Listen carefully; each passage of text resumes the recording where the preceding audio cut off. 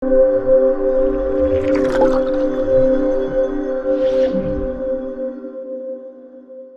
cours du XXe siècle, le niveau de la mer s'est élevé de 18 cm entre 1870 et 2000. À l'échelle mondiale, cette élévation s'accélère sous l'effet du réchauffement planétaire. On observe une hausse de 6 cm au cours des 20 dernières années. En France, d'ici 2100, le niveau de la mer pourrait monter en moyenne de 20 à 43 cm. Scénario optimiste ou de 23 à 51 cm. Scénario pessimiste.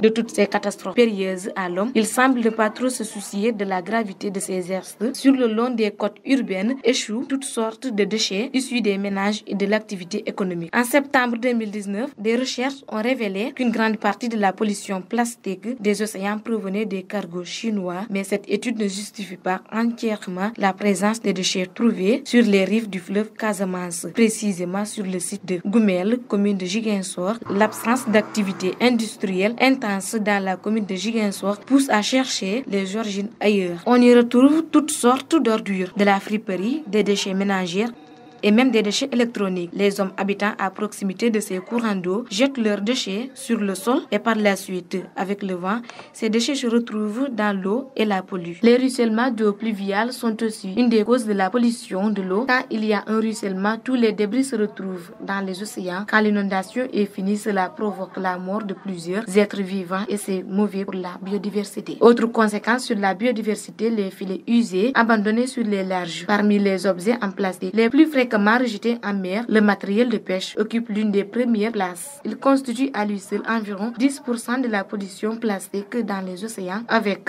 chaque année 640 000 tonnes de filets, de lignes et de pièges en tout genre perdus ou abandonnés dans les fonds marins. Les filets maillants de fond font partie des plus problématiques. À cette liste s'ajoutent les déchets de l'industrie de l'automobile et des télécommunications. Tout contribue au pire désastre de notre planète. Ces derniers temps, la commune est plombée par des températures qui atteignent les 42 degrés Celsius. Le poisson est rare, causant la flambée des prix au niveau des marchés, sans oublier l'avancée de la mer qui a arraché une partie de surface cultivable.